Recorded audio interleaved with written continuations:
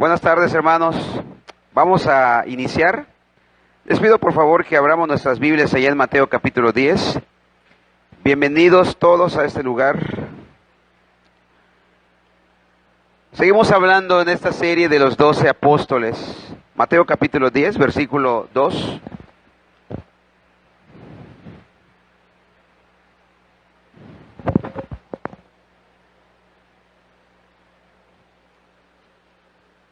Estamos hablando de los 12 apóstoles porque nuestra predicación del Evangelio de Mateo, la predicación secuencial, hemos llegado a esos versículos. Voy a leer, dice así, los nombres de los 12 apóstoles son estos. Primero, ¿quién es? ¿Están viendo conmigo? Primero, Simón, llamado Pedro. Ya hemos visto acerca de Simón, que llegó a ser llamado Pedro. Simón se llegó a convertir en Pedro. Y ya hemos visto un poco acerca de Andrés, su hermano. Hoy en la mañana fue la finalización de esa exposición. Y vamos a iniciar con el apóstol Jacobo. ¿Cuántos han escuchado del apóstol Jacobo? Creo que decía la semana pasada, es un poco extraño decir el apóstol Andrés. No es muy familiar. Siempre hablamos del apóstol Pablo, el apóstol Pedro. Bueno, Jacobo, pues creo que sí se alcanza a entender, ¿no? Se alcanza a familiarizar. Bueno, entonces vamos a continuar con Jacobo, dice, hijo de Zebedeo, y después Juan su hermano, pero vamos a hablar de Jacobo, hijo de Zebedeo. Vamos a Hechos capítulo 12, versículo 1 al 2. Dice así: en aquel mismo tiempo el rey Herodes echó mano a algunos de la iglesia para maltratarles. El primero en ser muerto, el primer mártir de los apóstoles, fue él, Jacobo, y mató a espada a Jacobo, hermano de Juan. Vamos a orar, hermanos. Señor, te doy gracias por esta tarde. Te agradezco, Señor, por permitir que lleguemos a este lugar una vez más, Señor. Nos congregamos para adorarte, nos reunimos para exaltar tu nombre. Señor, te ruego que tu palabra sea predicada, sea expuesta. Ayúdame a hablar, ayúdame a exponer. Por favor, Padre, dame las palabras para que yo pueda comunicar el mensaje, la exposición de esta tarde. Asimismo, los corazones, prepáralos, las mentes, las conciencias. Te ruego que tu Espíritu Santo obre en cada uno de los oyentes. Te lo pido en el nombre de Jesús. Amén. Amén. Muy bien, hermanos. De los 3 discípulos en el círculo íntimo de Jesús, ¿se acuerdan cuáles eran los 3 discípulos del círculo íntimo de Jesús? Pedro, Jacobo y Juan. Bueno, de los 3 discípulos de este círculo íntimo, el círculo más íntimo dentro de los 12 apóstoles, de estos 3, Jacobo es el que nos resulta menos familiar. En los evangelios nunca aparece como un personaje solo, sino que siempre es presentado haciendo pareja con su hermano más joven y más conocido que él, el apóstol Juan. La única vez que se le menciona solo es en el libro de los Hechos, donde se registra, lo que acabamos de leer, su martirio. Este relativo silencio sobre Jacobo es irónico porque desde una perspectiva humana, él parecía ser el que lógicamente dominaría el grupo. Entre Jacobo y Juan, Jacobo era el mayor. Esta es la posible razón porque su nombre siempre aparece primero cuando los dos son mencionados. Siempre dice Jacobo primero y su hermano Juan. Y entre los dos grupos de hermanos, vemos que la familia de Jacobo y Juan parece haber tenido mucho más importancia que la familia de Pedro y Andrés. Esto se percibe por el hecho que frecuentemente se hace referencia a Jacobo y Juan simplemente como hijos ¿de quién? De Zebedeo. Vea por favor Mateo 20:20. Note estos versículos y no se les hace interesante que siempre que se habla de ellos se les dice, se mencionan como hijos de Zebedeo. Entonces se le acercó la madre de los hijos de Zebedeo con sus hijos, postrándose ante él y pidiéndole algo. Vayamos ahora, por favor, siempre en Mateo, capítulo 26, versículo 37. Cuando se hace referencia a ellos, queremos mostrar varios detalles que encontramos en Jacobo. Y tomando a Pedro y a los dos hijos, ¿de quién? De Zebedeo. No dice quiénes son aquí el nombre, pero sabemos que se trata de Jacobo y Juan. Y tomando a Pedro y a los dos hijos de Zebedeo, comenzó a entristecerse y a angustiarse en gran manera. 27:56, por favor, siempre del Evangelio de Mateo.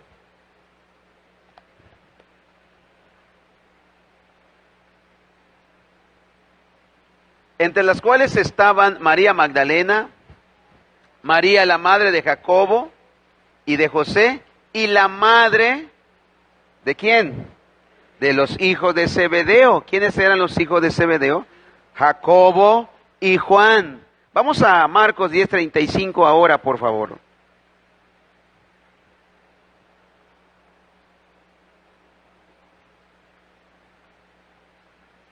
Entonces Jacobo y Juan, hijos de Zebedeo, se le acercaron diciendo, Maestro, querríamos que nos hagas lo que pidiéremos. Por favor, Lucas 5:10.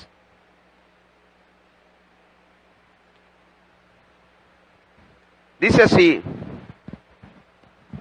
y así mismo de Jacobo y Juan, de nuevo aparece este calificativo o vemos que aparece estas palabras, hijo de Zebedeo, donde se le identifica a ellos siempre que eran compañeros de Simón, pero Jesús dijo a Simón, no temas, desde ahora serás pescador de hombre. Y una cita más, por favor, Juan 21:2.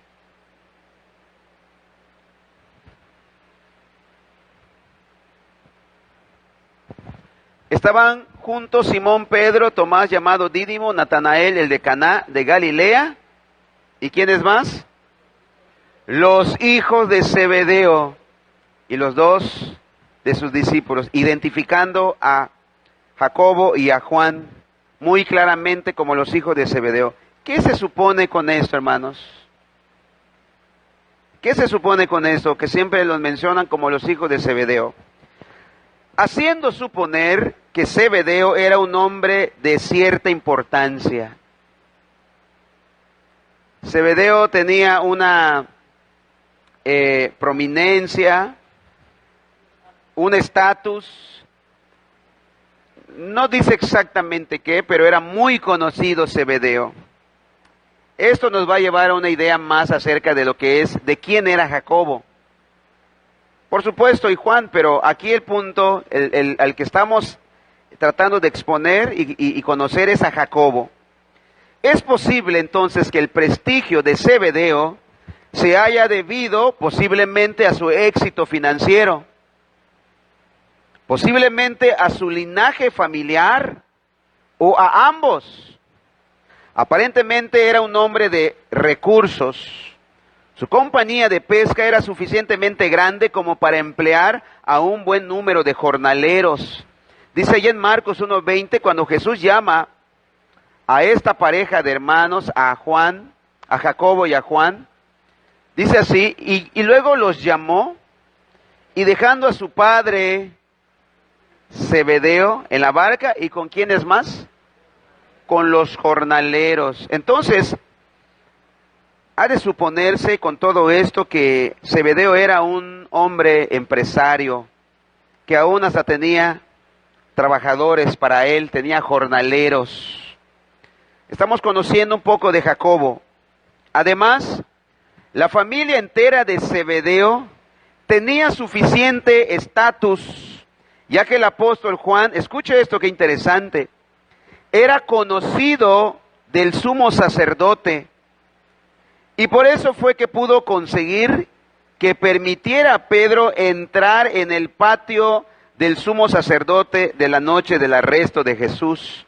Ahí en Juan 18:15 nos describe esto. Son detalles que debemos de notar y vamos conociendo un poco más acerca de este hombre.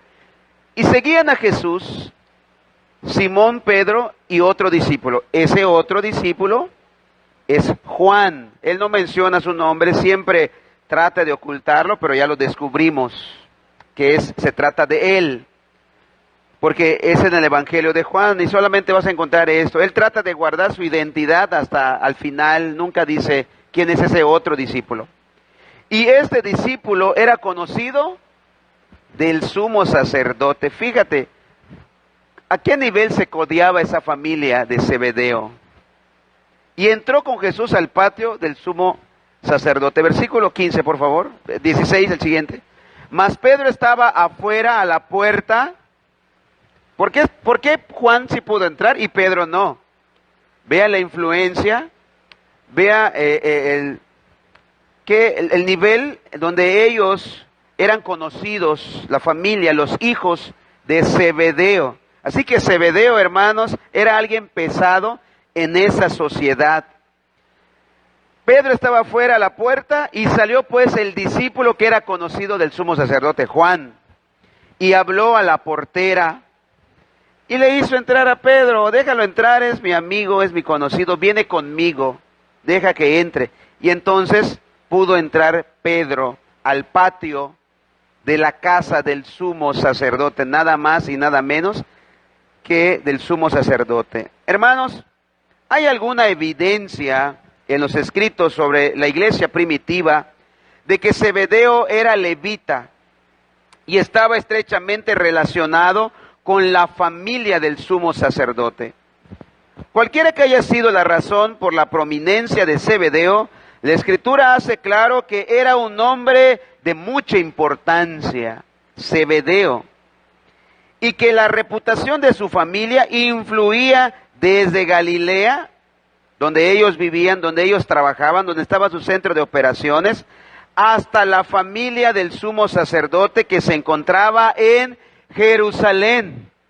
Hasta ese lugar llegaba la influencia de Zebedeo. Era conocido Zebedeo entonces por toda esa región.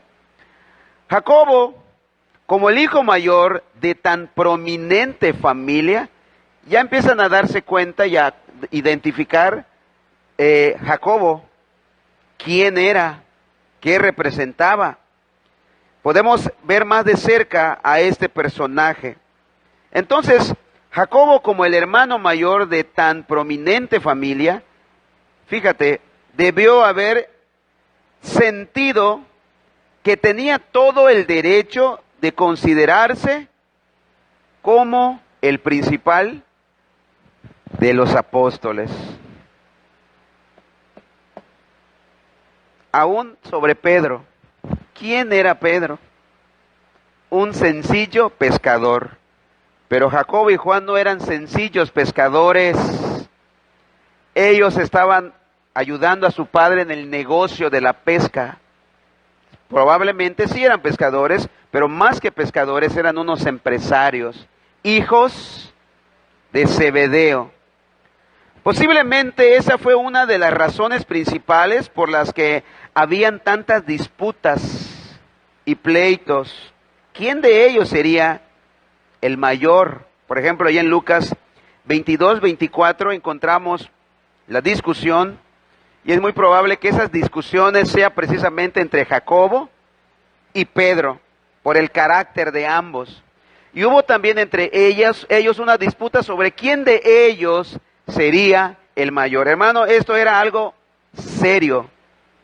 En que estamos viendo todos estos detalles, pues nos da una idea más de cerca de esos conflictos que naturalmente se podían dar.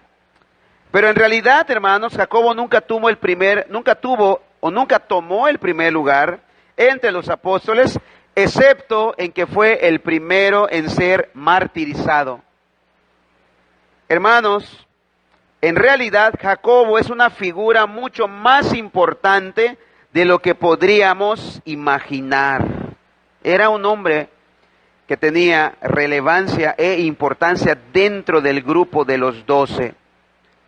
Obviamente nos estamos basando en todo esto que estamos estudiando y descubriendo, en lo poco que sabemos de él, porque en sí no habla tanto de las Escrituras, pero a través de todo esto vamos conociendo un poco más. En 2 de las listas de los apóstoles, su nombre aparece inmediatamente después del de Pedro. Vea por favor allá en Marcos 3:16, eso dice mucho acerca de su relevancia y de su importancia de este varón, de este personaje. Marcos 3:16 al 19, por favor. A Simón, a quien puso por sobrenombre Pedro, siguiente. Y inmediatamente después viene a Jacobo, hijo de Zebedeo. Vea por favor la importancia dentro de los 12. Después de Pedro, inmediatamente en importancia podemos ver a Jacobo, hijo de Zebedeo, y a Juan, hermano de Jacobo, a quienes apellidó Boanerges, esto es, hijos del trueno. Vemos otra lista donde aparece en segundo grado él, allí en Hechos 1:13.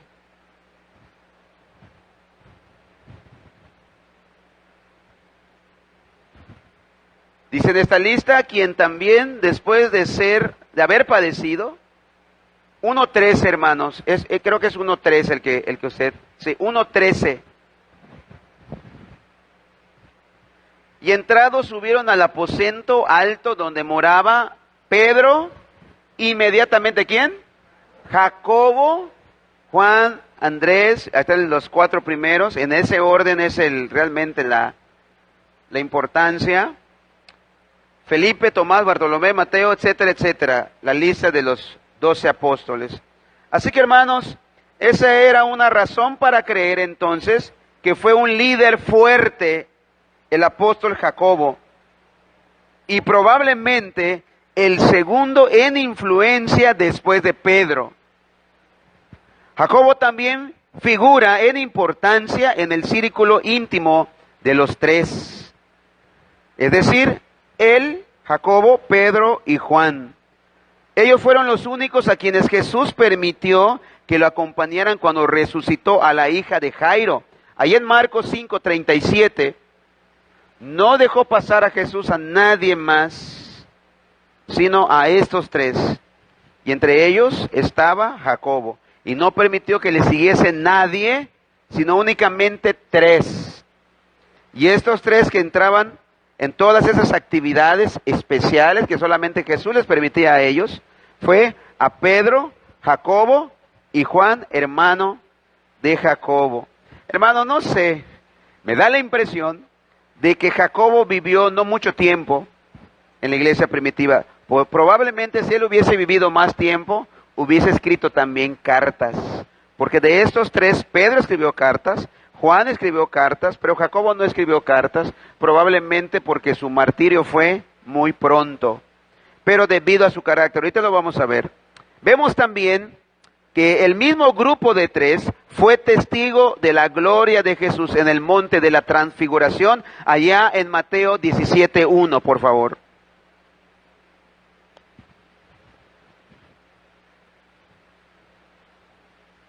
Seis días después Jesús tomó a Pedro, a Jacobo y a Juan su hermano, y los llevó aparte a un monte alto. Puede pasar el siguiente. Y se transfiguró delante de ellos y resplandeció su rostro como el sol y sus vestidos se hicieron blancos como la luz. Hermanos, dése cuenta, Jacobo estuvo presente en esos momentos tan especiales con su maestro. Y ahí nos muestra la importancia dentro de los 12, donde él pertenecía a este grupo íntimo de estos 3. Jacobo estuvo entre los 4 discípulos que privadamente hicieron preguntas a Jesús en el monte de los olivos, ahí en Marcos 13:3, por favor. Marcos capítulo 13, versículo 3. Marcos 13, 3. Dice así, y seréis 3, hermano, 13, capítulo 13, versículo 3. Y se sentó en el monte de los olivos frente al templo, y entonces Pedro, Jacobo, Juan y Andrés le preguntaron aparte. Vean ellos cómo tenían un momento especial. Jesús tenía un momento especial para ellos. Y también aparece unido de nuevo con Juan y Pedro cuando el Señor exhortó a estos tres a orar con él privadamente en el Getsemaní. Allá en Marcos 14, 33, por favor.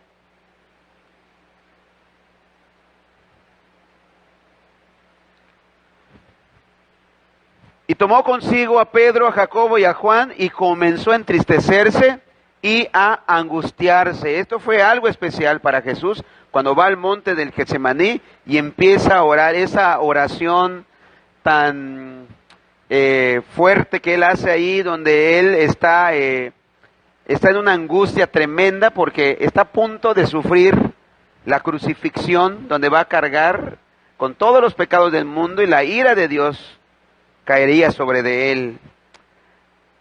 Así como miembro del pequeño círculo íntimo, él tuvo el privilegio de observar, escuche esto, el poder de Jesús al resucitar a alguien que había muerto. Él estuvo presente entre los tres cuando fueron a resucitar a la hija de Jairo. Y él fue testigo de primera mano del poder de Jesucristo al resucitar a un muerto, a una muerta. Vio su gloria cuando Jesús se transfiguró. Vio la soberanía de Cristo en la forma en que reveló el futuro en el monte de los olivos. Y vio la agonía del Salvador en el huerto del Getsemaní. Todo esto, o todos estos acontecimientos, tienen que haber fortalecido inmensamente su fe y preparado para el sufrimiento y el martirio que habría de enfrentar él. Todo eso, hermanos, sirvió para alimentar su fe, para fortalecer su fe y para enfrentar lo que iba a venir para él. En este caso, hablamos del martirio que él tuvo muy pronto. Si hay una palabra clave que se aplica a la vida del apóstol Jacobo, esa es pasión. Pasión, ese sentimiento vehemente, inclusive capaz de dominar la voluntad y hasta la razón. Hermanos, en Jacobo había mucho entusiasmo por Cristo. De lo poco que sabemos de él, es obvio que fue un hombre de un tremendo fervor e intensidad. De hecho, Jesús dio a Jacobo y a Juan un sobrenombre. ¿Se acuerda cómo los llamó Jesús? ¿Cómo les puso el sobrenombre o los apodó? Los hijos del trueno. Los llamó Boanerges, que quiere decir hijos del trueno. Hermanos, esto define la personalidad de Jacobo en términos muy vívidos. Es decir, escuche, Jacobo era celoso, era atronador, como el trueno, escandaloso, apasionado y ferviente. El celo del apóstol Jacobo estaba mezclado de una ambición personal y tendencia sanguinaria, y tal vez haya estado cayendo por un camino de ruina cuando Jesús se encontró con él. Muy probablemente él era dominado por ese carácter tan vehemente, tan apasionado, y en cierta forma podemos ver hasta incontrolable. Pero por la gracia de Dios fue transformado en un hombre de Dios y llegó a ser uno de los discípulos líderes. Jesús llamó a Jacobo y a Juan hijos del trueno. Ahí en Marcos 3:17 leemos, y parece llamarlos así debido a su temperamento de carácter. a Jacobo, hijo de Zebedeo, y a Juan, hermano de Jacobo, a quien apellidó o los apodó Boanerges, esto es, hijos del trueno. Y parece llamarlos así debido a su temperamento de carácter, que se les salía de las manos muchas veces. Jacobo tendía a perder el control. Esa es la idea. Lo poco que sabemos acerca de Jacobo subraya el hecho de que tenía una disposición apasionada. Mientras que Andrés, escuche, mientras que Andrés traía calladamente a las personas a Jesús, ¿cuál era el deseo siempre de Andrés? Lo aprendimos. Hablar de Cristo uno a uno y traerlos a Jesús sin hacer tronar nada, en silencio y calladamente, sin necesidad de truenos.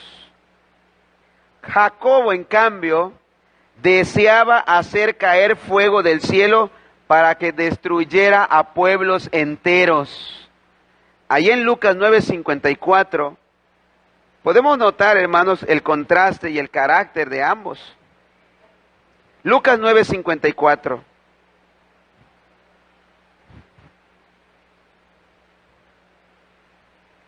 Y viendo esto sus discípulos, ¿quiénes? Jacobo y Juan, hijos de Zebedeo, los que ya conocemos, que Jesús los llamó Boanerges, hijos del trueno. ¿Qué dijeron los hijos del trueno?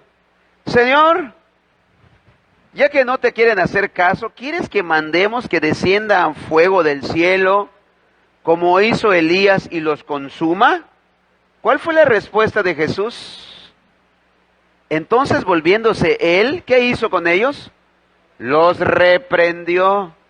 En Andrés, en este grupo, en Andrés nunca encontramos que haya alguna reprensión, nunca. Pero ya vemos que en Pedro, ya vemos que él era el de todos, él es el campeón. De los regañados, él es el campeón. Después encontramos a ellos. Entonces vemos el carácter de Jacobo y de Juan, pero nos estamos enfocando en Jacobo. Entonces, volviéndose él, Jesús, los reprendió diciendo: vosotros no sabéis de qué espíritu sois. ¿Qué está pasando con ustedes? Porque el Hijo del Hombre no ha venido a perder las almas de los hombres, sino para salvarlas. Y se fueron a otra aldea. Mientras que Andrés las estaba ganando para Cristo, estos cuates, que le caiga fuego, que los consuma. De una vez, Señor, mándalos al infierno.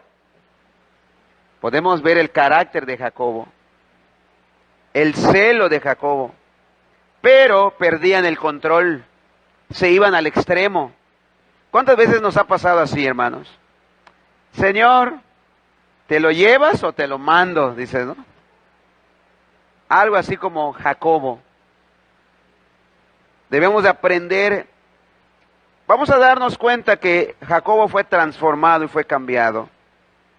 Incluso el hecho de que Jacobo haya sido el primero en sufrir el martirio. ¿Por qué Jacobo? ¿No se han preguntado cómo es que Jacobo fue el primero en sufrir el martirio? Estamos descubriendo el carácter de Jacobo, que era un hombre muy apasionado, era muy aventado, era así, de esta manera. ¿No te imaginas por qué fue el primero en sufrir el martirio de ellos? Ahí podemos ver parte de su carácter en el hecho de que Jacobo haya sido el primero en sufrir el martirio de los 12. Y que ese martirio fuera ejecutado ¿por quién? Nada más y nada menos que por Herodes. Sugiere que Jacobo no era un hombre pasivo y sutil, sino más bien que traía un estilo que alteraba las cosas, las disturbaba, lo que lo hacía crearse rápidamente enemigos a muerte. Acaben con Jacobo. Si es un problema, mátenlo. En el liderazgo espiritual hay un lugar legítimo para personas con personalidad de trueno, ¿no? Con eso que son de carácter fuerte, apasionados, que levantan la voz. Pues de una vez que se acabe esto y ya, como quería hacer Jacobo y Juan con los de Samaria cuando no querían escuchar, es esta petición, esta oración: Señor, pedimos que caiga fuego del cielo. Y de una vez ya, muerto el perro, se acabó la rabia, ¿no? Pero el Señor los reprendió y no era eso lo que él vino a buscar. Hermanos, Elías tenía esa clase de carácter. Es posible que Elías haya constituido un modelo para Jacobo cuando quería que descendiera un fuego del cielo. Allá en primer libro de Reyes 18:30 se narra esa historia. ¿Han leído cuando Elías oró que caiga fuego del cielo? ¿Qué fue lo que hizo Elías inmediatamente después que cayó fuego del cielo? Primer libro de Reyes 18:30 al 40. Mató a todos los profetas. Ahí podemos ver el carácter, el celo. Entonces dijo Elías a todo el pueblo: acercaos a mí. Y todo el pueblo se le acercó, y él arregló el altar de Jehová que estaba arruinado. ¿Puede notar la pasión del profeta Elías? Y tomando Elías 12 piedras, conforme al número de las 12 tribus de los hijos de Jacob, el cual había sido dada palabra de Jacob, diciendo: Israel será tu nombre. Ya le dio, ¿verdad? Es el versículo siguiente. Edificó con las piedras un altar en el nombre de Jehová. Después hizo una zanja alrededor del altar en que cupieran 2 medidas de grano. Preparó luego la leña y cortó el buey en pedazos y lo puso sobre la leña.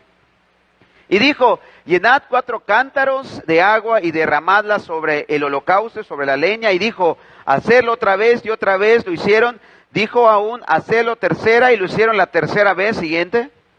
De manera que el agua corría alrededor del altar, y también se había llenado de agua la zanja. Cuando llegó la hora de ofrecerse el holocausto, se acercó el profeta Elías y dijo: Jehová, Dios de Abraham, de Isaac y de Israel, sea hoy manifiesto que tú eres Dios en Israel y que yo soy tu siervo, que por mandato tuyo he hecho todas estas cosas. Respóndeme, Jehová, respóndeme, para que conozca este pueblo que tú, oh Jehová, eres el Dios y que tú vuelves a ti el corazón de ellos. Entonces cayó fuego de Jehová y consumió el holocausto, la leña, las piedras y el polvo, y aún lamió el agua que estaba en la zanja. Y viéndolo todo, el pueblo se postraron y dijeron: Jehová es el Dios, Jehová es el Dios. Entonces Elías les dijo: prended a los profetas de Baal para que no escape ninguno. Y ellos los prendieron y los llevaron a Elías al arroyo de Cisón, y allí los degolló.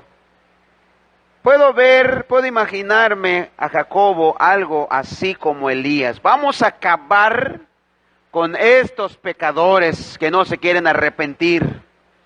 Vamos a acabar con ellos de una vez. ¿Y cuál fue la respuesta de Jesús? No saben de qué espíritu sois. Yo he venido a salvar a las almas, no he venido a que se pierdan. Algo parecido encontramos en el carácter de Nehemías. 13:25 de Nehemías, por favor.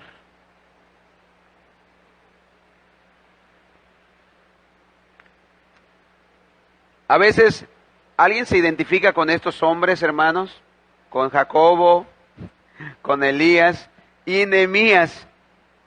Y reñí con ellos, dice así Nehemías, y los maldije. Y herí a alguno de ellos y les arranqué los cabellos. ¿Cómo? Sí. Y les hice jurar diciendo: no daréis vuestras hijas a sus hijos, y no tomaréis de sus hijas para vuestros hijos ni para vosotros mismos. Eran del pueblo extranjero. ¿Pueden notar la pasión, hermanos? ¿Pueden ver la pasión que había en Nehemías? Algo parecido que vemos en Elías, que también podemos percibir en Jacobo, que tal vez algunos de nosotros podemos identificarnos con ellos cuando la gente no quiere arrepentirse, cuando la gente no entiende, no está entendiendo. Quisiéramos hacer lo que hizo Nehemías. Voy a ser bíblico, pastor. Los voy a herir, les voy a arrancar los pelos y los voy a hacer jurar. Que se arrepientan, que confiesen. Pero vamos a encontrar, hermanos, que todo esto hay que canalizar esa pasión. De repente esa pasión puedes perder el control. Porque quisieras que todos escuchen, que todos entiendan, que todos respondieran al Evangelio. Pero tenemos que canalizar de una manera correcta esa pasión, ese celo. Juan el Bautista también tenía un fuerte temperamento. Aparentemente Jacobo tenía mucho de la misma fibra de estos hombres. Era franco, apasionado y podía decirse impaciente con los malvados. ¿Cuántos son impacientes con los pecadores aquí? ¿Hay alguien aquí que sea impaciente con algún pecador? ¿Con alguien que no quiere arrepentirse, que estoy viendo y no quiero decir su nombre? No es cierto, hermanos. A veces sí da ganas de agarrar la Biblia de esas gruesas, ¿verdad, hermano? Pero en vez de leerla sobre la cabeza. Pero hermanos, es lo que estamos aprendiendo ahorita. Ese es el problema que tenía Jacobo. Su pasión tenía que canalizarla. Juan el Bautista era algo parecido. Allá en Mateo 3:1, ¿cómo les hablaba Juan el Bautista a los que venían a su predicación? Generación de víboras. En aquellos días vino Juan el Bautista predicando en el desierto de Judea, diciendo: arrepentíos, porque el reino de los cielos se ha acercado. Pues este es aquel de quien habló el profeta Isaías cuando dijo, esto lo está narrando Mateo: por voz del que clama en el desierto, preparad el camino del Señor, enderezad sus sendas. Y Juan estaba vestido de pelo de camello, tenía un cinto de cuero alrededor de sus lomos, y su comida era langosta y miel silvestre. Y salía a él Jerusalén y toda Judea y toda la provincia de alrededor del Jordán. Y eran bautizados por él en el Jordán, confesando sus pecados. Al ver que muchos de los fariseos y de los saduceos venían al bautismo, ¿qué les decía a estos hombres Juan el Bautista? Generación de víboras, generación de víboras, ¿quién os enseñó a huir de la ira venidera? ¿Cómo escuchan la predicación de Juan, hermanos? Cuando veían que venían esos hipócritas. Siguiente, por favor. Haced pues frutos dignos de arrepentimiento. No penséis decir dentro de vosotros mismos: a Abraham tenemos por padre, porque yo os digo que Dios puede levantar hijos de Abraham aún de estas piedras. Y ya también el hacha está puesta a la raíz de los árboles, por tanto todo árbol que no da buen fruto es cortado y echado en el fuego. ¿Qué le estaba diciendo Juan? Todos aquellos que no produzcan arrepentimiento sincero y verdadero serán echados al infierno, al fuego. Siguiente, por favor. Yo a la verdad os bautizo en agua para arrepentimiento, pero el que viene tras mí, cuyo el calzado no soy digno de llevar, es más poderoso que yo, y él os bautizará en Espíritu Santo y fuego. Algunos han hecho de este versículo que asocian ese fuego, lo asocian con poder del Espíritu Santo. Pero ¿no será más bien que Juan el Bautista estaba hablando de otra cosa? Porque Jesucristo es el único que tiene el poder para poder echar a las almas al infierno. Porque el siguiente versículo, a ver, por favor, hermano. Su aventador está en su mano y limpiará su era y recogerá su trigo en el granero y quemará la paja. ¿En dónde? En fuego que nunca se apagará. Vean qué tremenda. ¿Se dan cuenta, hermanos? Muchos de los hombres de Dios son apasionados, Pero tenemos que canalizar esa pasión, porque esa pasión te puede consumir. No hay nada de malo en tal fervor. No hay nada de malo en tal celo. Recuerda que el propio Jesús hizo un azote, ¿te acuerdas? Y limpió el templo allá en Juan 12:13. El mismo Jesucristo, el Hijo de Dios, se hizo un azote con cuerdas. Dice, tomaron capítulo 2, versículo 13. Y estaba cerca la Pascua de los judíos, y subió Jesús a Jerusalén, y halló en el templo a los que vendían bueyes, ovejas, palomas, y a los cambistas ahí sentados. ¿Cómo reaccionó Jesús cuando encontró eso en su casa, en el templo? ¿Cómo reaccionó Jesús? Con celo, con pasión, haciendo un azote de cuerdas, echó fuera del templo a todos y las ovejas y los bueyes, y esparció las monedas de los cambistas y volcó las mesas. A veces necesitamos esa pasión, ese celo, hermanos, por la casa de Dios. Pero tenemos que tener el control. Esta pasión y este celo es santo totalmente. Siguiente, por favor.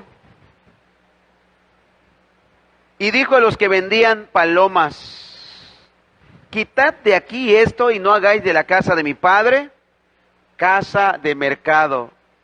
Siguiente. Entonces, ¿qué dice? Se acordaron sus discípulos que está escrito, el celo de tu casa me consume.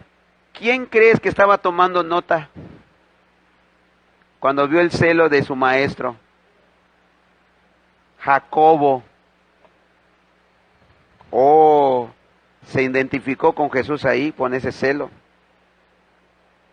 Y cuando lo hizo, sus discípulos recordaban que estaba escrito, el celo de tu casa me consume, allá en Salmo 69:9.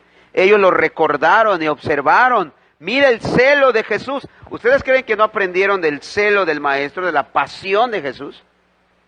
Hermanos, hay muchos cristianos que son muy pasivos, muy permisivos, muy tolerantes.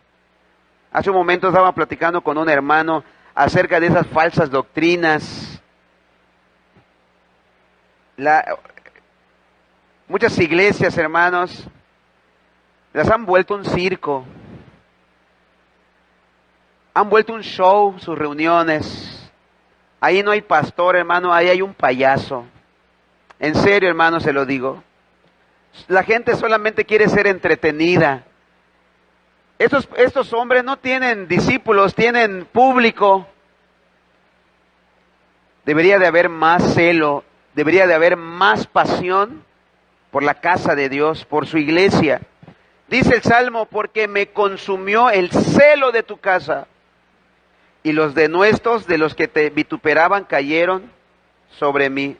Hermanos, Jacobo sabía muy bien lo que era sentirse consumido por el celo del Señor.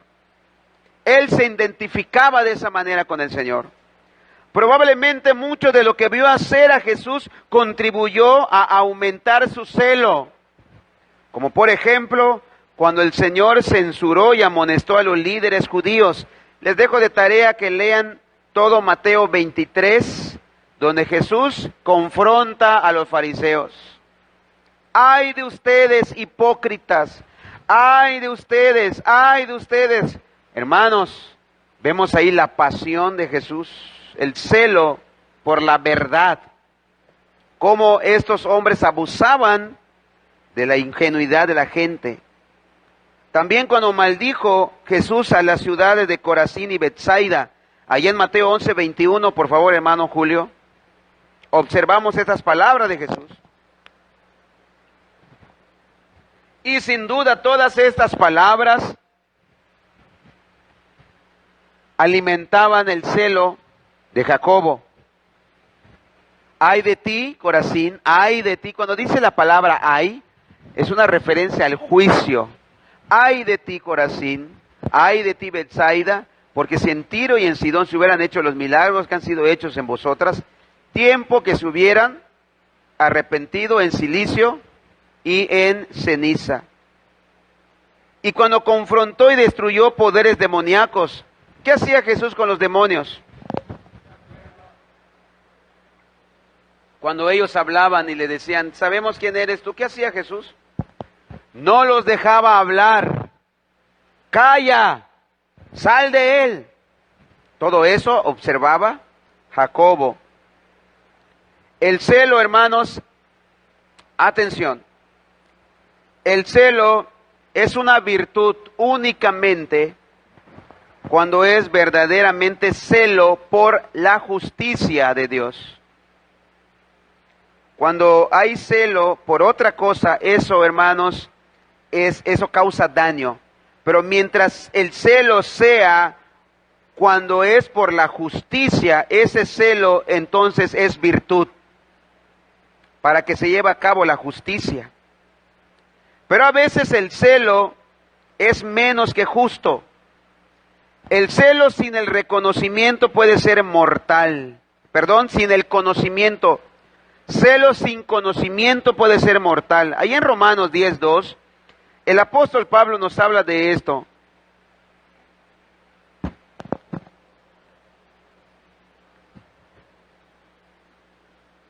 Dice así, porque yo les doy testimonio de que tienen celo de Dios, pero no conforme a ciencia. Dice otra versión, no conforme al conocimiento. ¿Tienes celo tú por la casa de Dios? Nútrete de conocimiento. Conoce bien la ley de Dios, la palabra del Señor, porque celo sin conocimiento, hermanos, va a causar daño. Vemos pasajes como Hechos 21:20.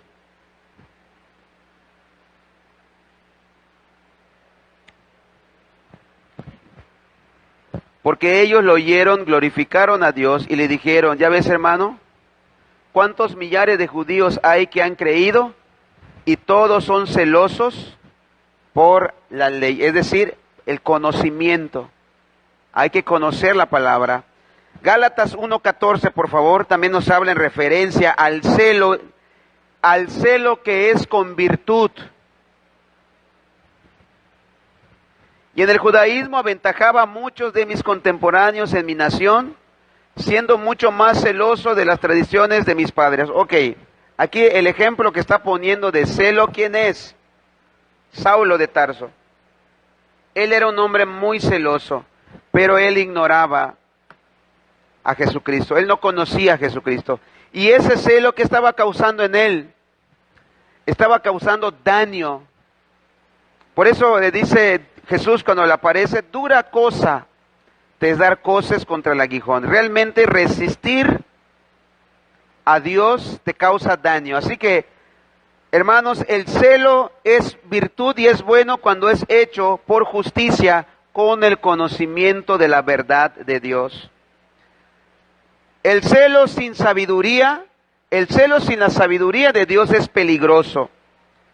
El celo mezclado con la insensibilidad a menudo es cruel. Cuando el celo se desintegra en pasión descontrolada, puede ser mortal. Inclusive tú puedes llegar a matar. ¿Acaso, hermanos, qué ha pasado con muchos partidos políticos? ¿No tienen celo ellos por su partido y por sus ideales y por varias cuestiones de intereses? Y a veces Jacobo, estamos hablando de Jacobo, ya voy a finalizar, y a veces Jacobo tendía a dejar que este celo que daña lo llegara a controlar. Hay dos incidentes en particular que ilustra este punto. Uno es el episodio cuando Jacobo quería que descendiera fuego del cielo. Se voló la barda Jacobo ahí, hermanos. Y el otro es cuando Jacobo y Juan pidieron a su madre que intercediera para conseguir los mejores lugares para ellos en el reino. Hermanos, estos cuates estaban volados, se volaban la barda en todo, no había control en lo que ellos pedían. O sea, ¿cómo se les ocurre pedir esto? Ayer lo leímos hace un momento en Mateo 20. ¿Podemos ponerlo, hermano, rápidamente, por favor? Mateo 20, al 21. Le rogaron a su madre. Obviamente, él sabía la influencia que tenía su familia. Ellos sabían la influencia que tenía su familia. Entre ellos estaba la esposa de Zebedeo. Él dijo, ¿qué queréis? Ella le dijo, ordena que en tu reino se sienten estos dos hijos míos, el uno a tu derecha y el otro a tu izquierda. Por favor, siguiente. Entonces Jesús respondiendo dijo, ¿no sabéis lo que pedís? ¿Podéis beber del vaso que yo he de beber y ser bautizados con el bautismo que yo soy bautizado? ¿Qué dijeron ellos sin pensar? Podemos. ¿Sabes quién fue el primero que bebió esa copa de todos los 12? Jacobo. Bebió la copa que bebió Jesús. El martirio fue esa copa que Jesús le estaba diciendo, podemos. Hermanos, vamos a ver estos dos casos no hoy. Si el Señor lo permite, lo vamos a analizar la próxima semana y vamos a ver varios detalles interesantes en referencia al apóstol Jacobo. Finalizamos. ¿Qué aprendiste hoy? ¿Qué harás con lo que escuchaste hoy? ¿Qué aplicaciones prácticas aprendemos hoy? Bueno, yo saqué unas cuantas. Primero, 1, Jesús llama y hace a verdaderos discípulos de todas las esferas y clases sociales. No solo a gente y sencilla y pobre, podemos decir, sino también a gente de influencia y de posición social. No a veces aquellos que han malinterpretado el Evangelio como que el Evangelio solo es para pobres, cuando gente de influencia es llamada por Cristo, menosprecia a ese tipo de personas. No creo que sea verdadero discípulo. No, ¿cómo no? Hay gente como hijos de Zebedeo que Él los llamó para ser verdaderos discípulos y los convierte en verdaderos discípulos de Jesucristo, como lo fue Jacobo, siendo quien fue la influencia que tenía su familia, él llegó a ser un verdadero discípulo de Jesucristo. Hermanos, vemos también que él fue un líder fuerte y segundo en influencia después de Pedro. Y muy probable por eso habían demasiadas contiendas entre ellos. ¿Qué sucedía? Vemos el carácter de Jacobo fuerte. Discutía con Pedro. Así como Pedro era arrebatado igual, discutían. Pero ¿qué sucedió con Jacobo? Jesús lo transformó. Su carácter fue transformado. Su mentalidad de superioridad fue cambiada. Fue transformada. Hermanos, si estamos en Jesucristo no podemos seguir siendo iguales. Debemos de ser transformados y cambiados. Número 3, Jacobo fue un hombre con excesiva pasión, que por momentos su voluntad era dominada por esa pasión, y por esa razón posible el sobrenombre de Boanerges, hijos del trueno.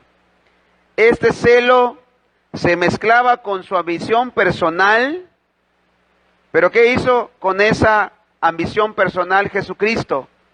La transformó y ya no fue ambición personal, sino su pasión se volvió por Cristo y lo podemos encontrar en su muerte. Siguiente punto, número 4, una demostración de las diferentes personalidades y caracteres entre los apóstoles. Escuche, mientras que Andrés traía calladamente a personas a Jesús para que se salvaran, ¿qué fue lo que hizo este mentecato Jacobo? Quería deshacerse de esos pecadores y echarlos de una vez al infierno, que les caiga fuego. Ahora, hermanos, por favor, miremos que debemos aprender a compartir y a llevarnos unos a otros, porque Andrés tenía un temperamento diferente al de Jacobo. Y vemos entonces cómo ellos estaban en el mismo grupo y sin embargo ellos fueron compañeros de equipo. Así que, hermanos, tenemos que aprender a compartir unos a otros, a pesar de nuestras diferentes personalidades. A veces decimos, no lo soporto, ¿no? No aguanto a esta persona, pero debemos de aprender a soportar nuestras diferentes personalidades y caracteres con los demás. Por ejemplo, allá en Colosenses 3:13, por favor.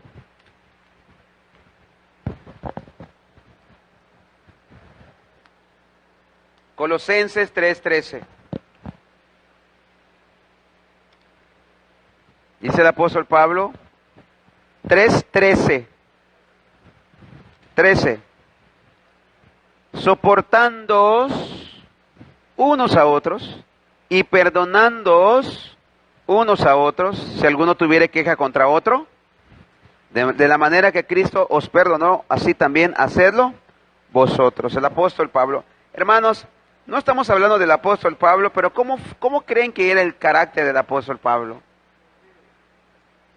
Podemos ver, vea cómo Jesucristo tomó a estas personas de carácter fuerte y cómo las transforma, y ve el grado que Pablo aprendió a soportar, así como Jacobo fue soportado, así como Andrés soportó a Jacobo, así como Jacobo aprendió a soportar a Andrés, a Pedro, y Pedro aprendió a soportar a Jacobo. Tenemos nosotros que entonces soportar y aprender a sobrellevar nuestras diferentes personalidades que cada uno de nosotros pueda tener. Y número 5, esa pasión desbordada, esa pasión incontrolada de Jacobo, logró canalizarla por una pasión a Cristo, por testificar y anunciar la verdad del Evangelio, tanto así que el primero de los apóstoles en dar su vida por Cristo y el Evangelio fue el apóstol Jacobo. Ahí en Hechos 12:1-2, él dio su vida por el Evangelio. Y eso nos dice mucho de su pasión y de su carácter. En aquel mismo tiempo el rey Herodes echó mano a algunos de la iglesia para maltratarles y mató a espada a Jacobo, hermano de Juan. ¿Cómo está tu pasión por Cristo? ¿Cómo está tu pasión por Cristo? ¿Así como la de Jacobo? ¿Al grado de dar tu vida por el Evangelio y por Cristo? ¿Hasta ese grado? ¿Cómo está tu pasión por Cristo? Muy bien, hermanos, vamos a dejarlo hasta aquí. Si el Señor lo permite, el próximo domingo vamos a continuar y vamos a estudiar estas dos situaciones, cuando Jacobo pide que caiga fuego del cielo y cuando le piden a su madre que le pidiera al Señor que nos den la derecha y la izquierda, a mí y a mi hermano. ¿Hasta qué grado, hermanos? Vamos a orar para finalizar, por favor, nos ponemos de pie. Padre, te doy gracias por esta noche, te agradezco por tu palabra. Señor, te agradezco por estas verdades que nos enseñas a través de la vida de los apóstoles. Señor, te suplico que aprendamos, que enciendas en nosotros una pasión, así como Jacobo, Señor, pero que esa pasión sea canalizada correctamente. Primero, ayúdanos a controlar, Señor, esa pasión desenfrenada, porque la pasión que no es por justicia causa daño. Pero, Señor, que nuestra pasión esté dentro del amor por tu Evangelio, el amor por ti, Señor. Así como Cristo demostró esa pasión por el Padre, cuando entró en el templo y halló a los cambistas y a los vendedores y los echó fuera, haciendo un azote de cuerdas? Señor, pon ese celo y esa pasión por tus hijos, por la verdad y por la justicia, para que la verdad sea predicada y anunciada. Por favor, Padre, que lo que hoy escuchamos no solamente sean palabras, ideas, sino que sean también acciones. Por favor, bendito Dios, que pongamos por obra lo que hoy aprendimos. Gracias, Señor, por esta noche, en el nombre de Jesús. Amén, amén. Dios les bendiga, hermanos. Nos despedimos de los hermanos de Facebook.